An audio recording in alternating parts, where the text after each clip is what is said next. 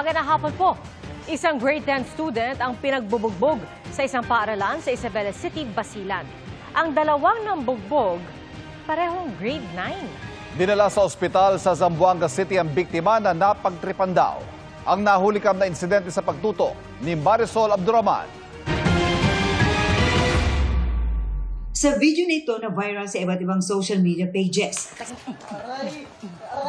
sinuntok, siniko at sinipa ng dalawang estudyante ang isa pang mag-aaral. Kahit umiiyak, tuloy pa rin sila sa pananakit. Nangyaring insidente sa Basilan National High School noong June 25. Kinumpirma ito ng prinsipal ng paaralan. Sa pamamagitan ng sulat, nireport ng paaralan noong June 30 sa Isabela City Police Station ang pananakit sa 15 taong gulang na biktima. Katuwaan, konsunadaan, trip, parang ganun. Dinala sa ospital sa Zamboanga City ang biktima na isang grade 10 student na nakaranas ng pananakit ng ulo at pagsusuka. Pinadala po natin sa local hospital.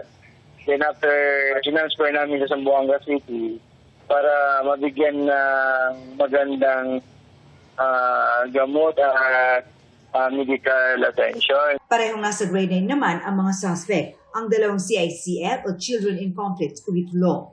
Pinipilit siyang manigarilyo or something. Basta may pinapagawa sa kanya na hindi, ayaw niya gawin.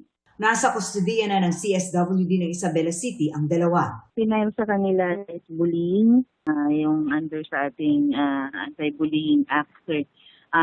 Pero since minors po sila, they will be handled in court in accordance to Juvenile Justice and Welfare, yung ating, they will be considered as CICL. Magkakaroon na raw ng police visibility, hindi lamang sa labas kundi maging sa loob ng campus.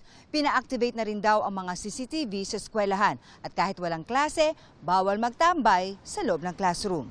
Close monitoring inside the classroom para yung wala doon sa loob ng classroom, matawag agad ang pansin ng magulang. Sinusubukan pa namin makunan ng pahayag ang Department of Education at ang mga sangkot sa insidente.